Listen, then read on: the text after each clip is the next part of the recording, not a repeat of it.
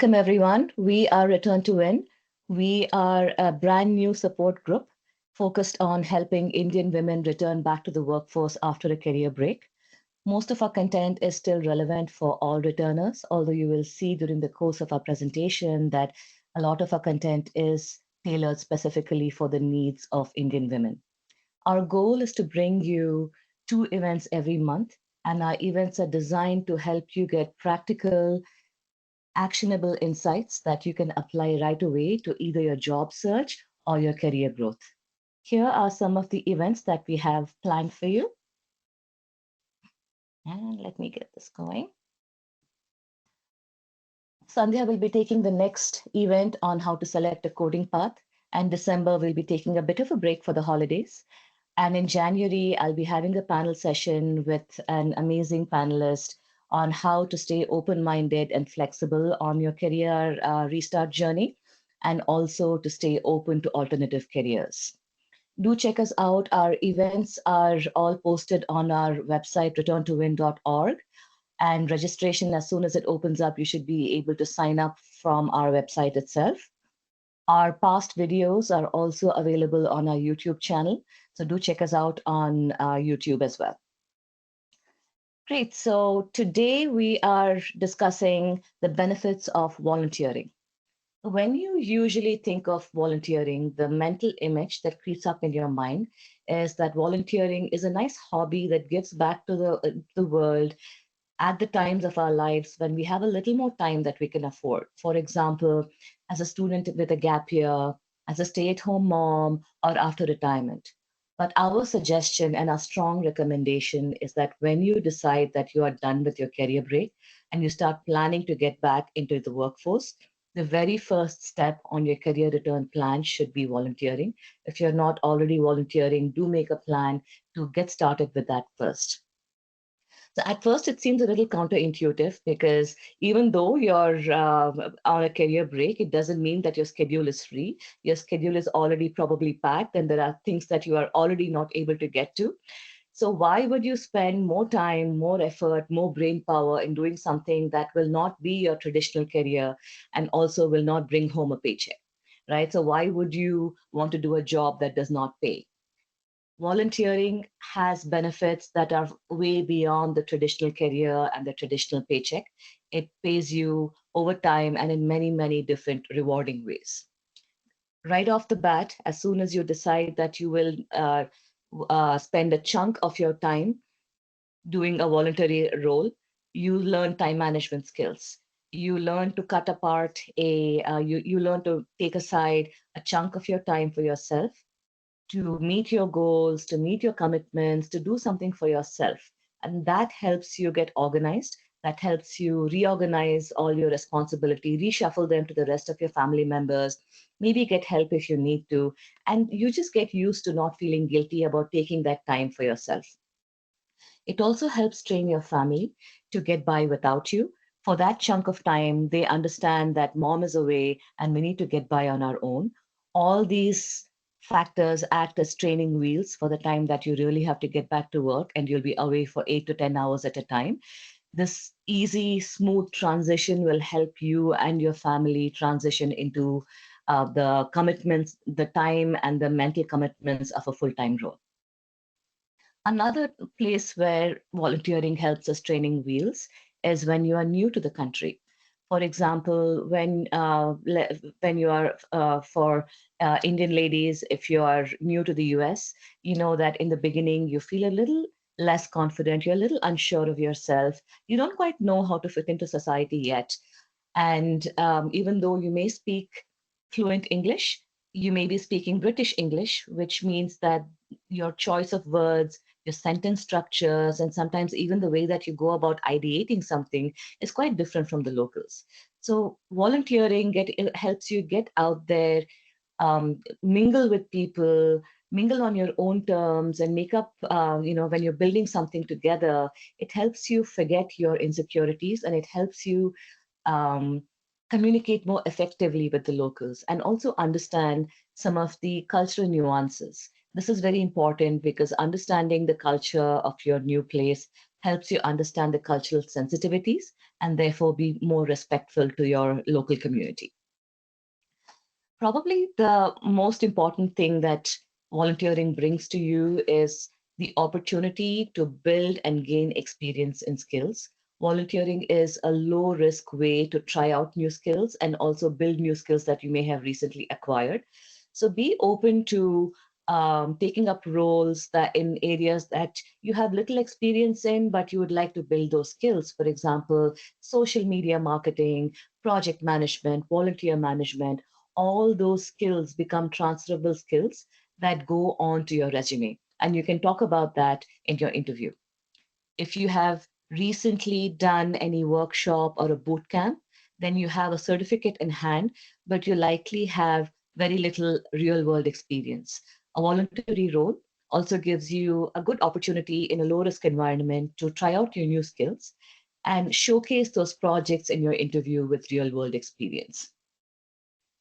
Networking is, as you know, one of the most important aspects of your job search. Most of the jobs are have huge networking has a huge impact on the speed and the efficiency of your job search. Use every opportunity in when you communicate with other volunteers as a networking opportunity. Networking has the amazing effect in voluntary roles that it doesn't matter if a volunteer is a CEO or an individual contributor. At the place where you're volunteering, you are all volunteers. You're all on the same level, so it makes you less nervous. The volunteers, since it is a more casual atmosphere, and you're all building together. You're building together. You're building something that you are passionate about. People are a lot more relaxed in a volunteer atmosphere than they will ever be if you meet them in a more professional atmosphere, like a conference or having a coffee chat with them. So make use of every networking opportunity, and pretty soon you'll know that somebody is thinking of you when a role opens up in their radar. All of these factors help you answer that one question that all of us dread when we have a career break. It solves for what did you do during your career break? When you have been doing something in a voluntary role, you can confidently answer with what you did, the projects that you did, the transferable skills that you learned, and the projects that will help you do this particular job that you're interviewing for better. So it helps you set that good, strong first impression and walk confidently into your interview. Great. So hopefully, I have convinced you that volunteering is a great thing to do for any stage of your life, and especially if you're a returner. So how do you get started? Unfortunately, apart from the big nonprofits, most smaller nonprofits don't have a very good system for attracting volunteers. The medium and the larger nonprofits are more organized and more structured in recognizing and inviting their needs for volunteer roles as well as time commitments.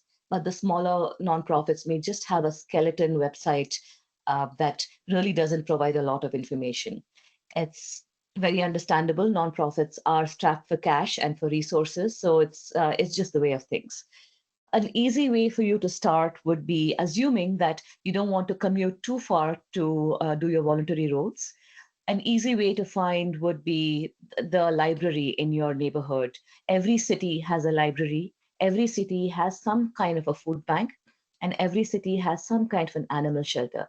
Most of the time, these are also well-oiled machines, which means that they do have a structure in place for getting in volunteers, orienting them, and also defining exactly what kind of help they need and what times of the week they need that help. So this is a good place to start at any time. If you are interested in other topics, you can go to propublica.org and get a list of all the nonprofits, either in your zip code or your city. Once you have a list of nonprofits that you're interested in, you can go further and research the organization, go one step deeper. GuideStar is a website that helps you understand what the nonprofit is about, who it's registered to, what the mission statement is, what is their impact. and see if what they do really interests you. Glassdoor is again a great resource, and it only works for medium to large nonprofits. Glassdoor is a great resource for you to understand what the culture of that place will be and if you will enjoy working at that nonprofit. Ultimately, you are spending your time and mental energy in that place. So you want to make sure that you are really deriving the satisfaction that you would get by contributing your time and your energy. The main questions that you should be asking yourself is how much time can you really afford? Can you afford 2 hours in a day? Can you afford 2 hours in a week? Or is it going to be 2 hours in a month? It's very important to be very clear on how much time you can afford because ultimately, when you start volunteering, you'll see that it will bleed through a little and you'll be doing a little more than you expected that you would be doing. And that's completely fine. That's the way that volunteering goes. The second thing that you have to ask yourself is what skills do I want to learn or what new skills do I have that I want to practice? As I mentioned, all the skills that you have in your voluntary role count as real world experience and they go on your resume as a transferable skill. So, what do you want to learn? Do you want to learn social media marketing? Do you want to learn people management? Do you want to learn fundraising? Make sure that you have a list of skills that you are most interested in, and that will help you shortlist the organizations based on their focus areas as well as the areas that you can help them with. Lastly, and most important, it is most important to ask yourself, do I align with that nonprofit's values? Make sure that when you're reading up about them, this is something that you feel positively for, you feel strongly for, because volunteering is an emotional journey as well, and it brings you a lot of emotional fulfillment. So you want to make sure that at the end of the day, when you're talking about it, or even when you're thinking about your contribution for this week, you feel that sense of deep emotional fulfillment. So you have by now shortlisted some nonprofits that you are interested in volunteering.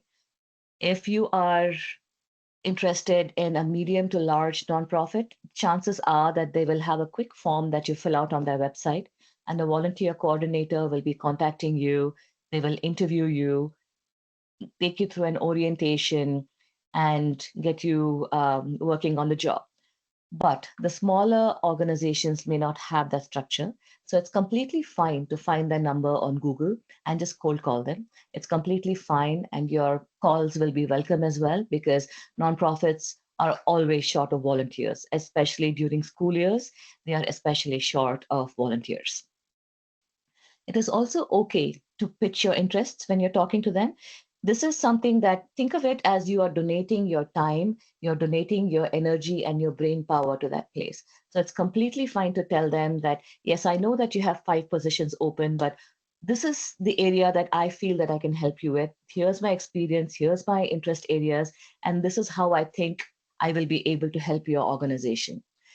Most of the time, if it's a small or medium organization, they will be able to accommodate your requests and they will be able to craft a role that plays to your strengths or your interests. So make sure that you are it's a two-way street while you're helping the organization help the organization to help you further your goals as well. In the time that you've allotted for yourself to volunteer, you can split that across different organizations.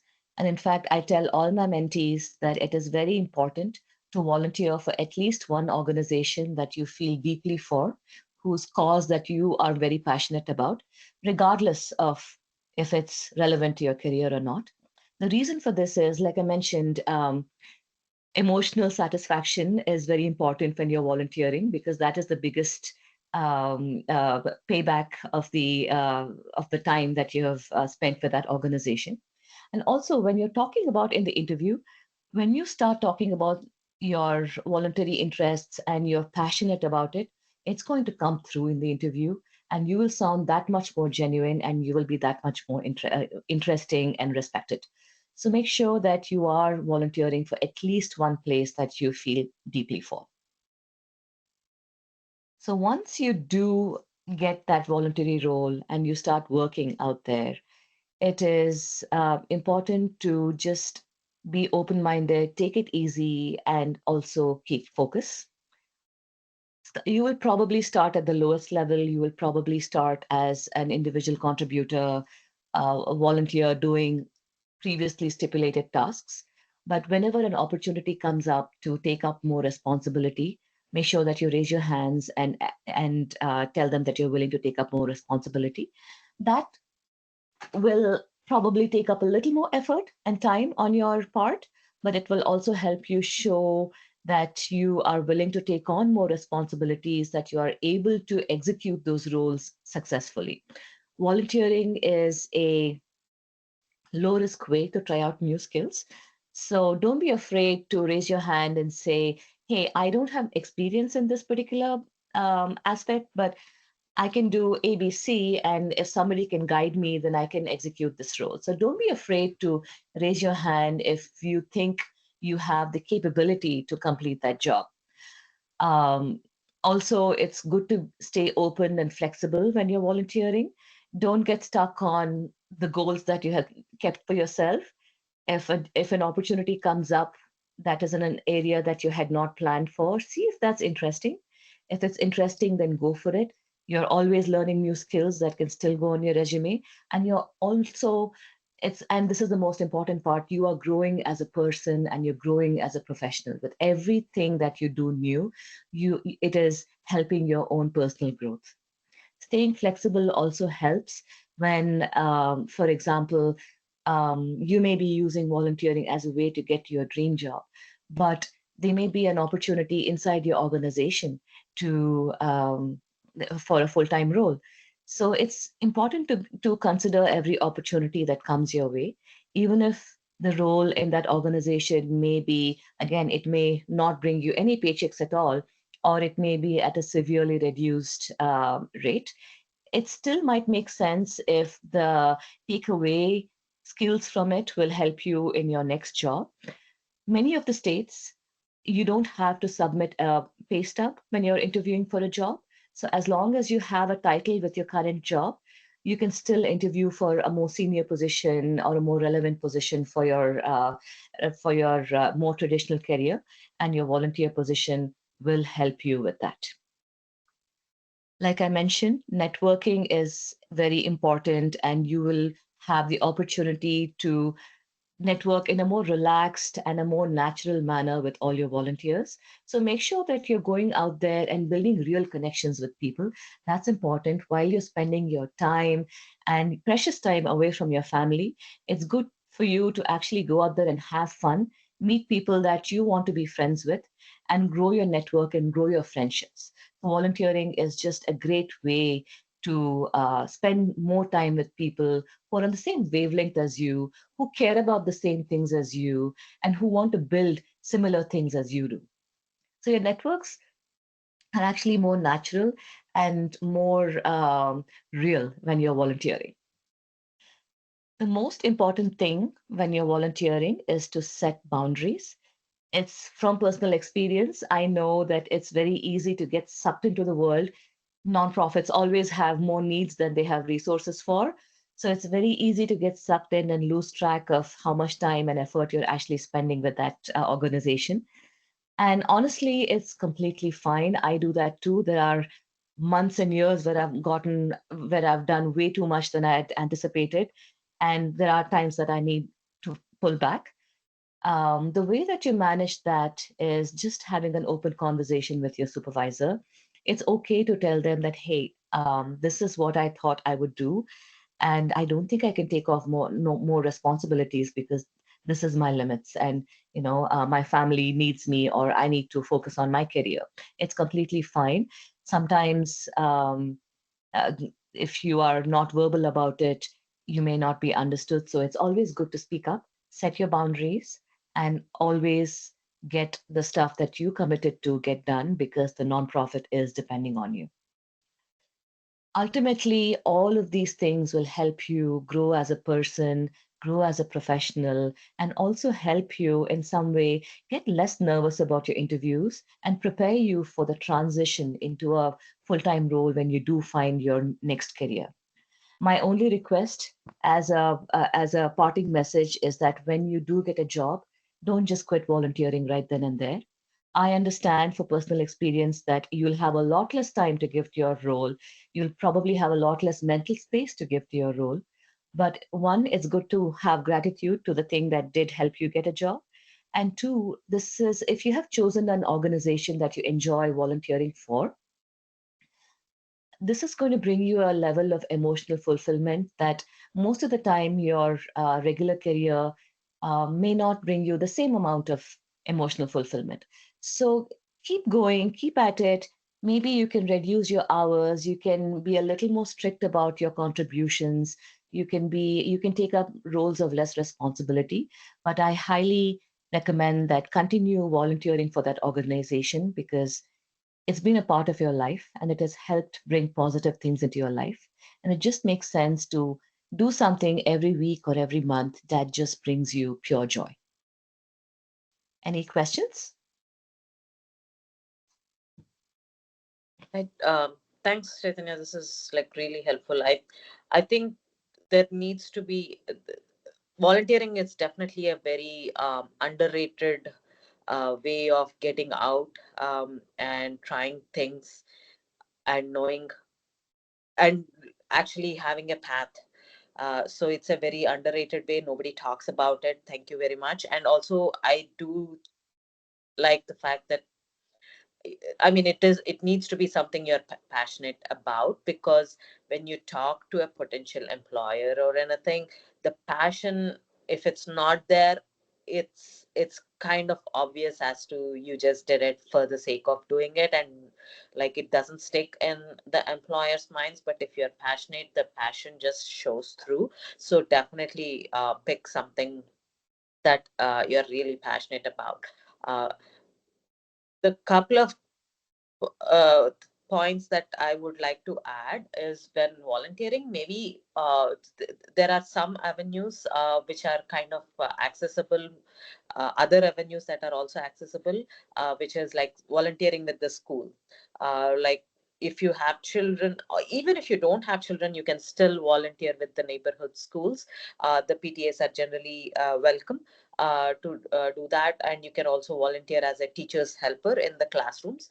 That is a lot of organization and actually talking to other people, getting the cultural nuances and all that. And on the topic of cultural nuances, I would suggest venturing out from the Indian community which you are comfortable with. I think one needs to be in situations where they are not comfortable to actually learn all those cultural nuances. I know, like it's maybe easy to volunteer with the local temple or the language association or the state association and stuff like that. Yes, please do that. That is a very important avenue for networking. Also, and if that fills your passion bucket, please do that. But also. Uh, Consider volunteering at places which you are not comfortable, in the sense that non-Indians, especially for Indian women. So a library, a school, all those would be really useful avenues. That is a great point. Thank you, Sandhya. And in fact, I did receive a feedback from a person who volunteers at a school, and she said that she likes to take on roles where she is working with kids rather than being part of the PTA, because for her it makes her feel that she is adding to her resume while still being in the same classroom as her child. So she doesn't feel that, that she's spending time away from her child. But thank you for these insights. Thank you. Great. So here are some other opportunities for you to learn. All these websites, all these organizations have great resources for returners. Do check out their webinars. Do join us at returntowin.org for the next event. Our next event will be in approximately 2 weeks. So keep an eye on our website, keep an eye on our LinkedIn, and we'll open up registration as soon as all the details are finalized. Thank you all. We'll see you on December 2nd. Thank you, Chetan. Thanks.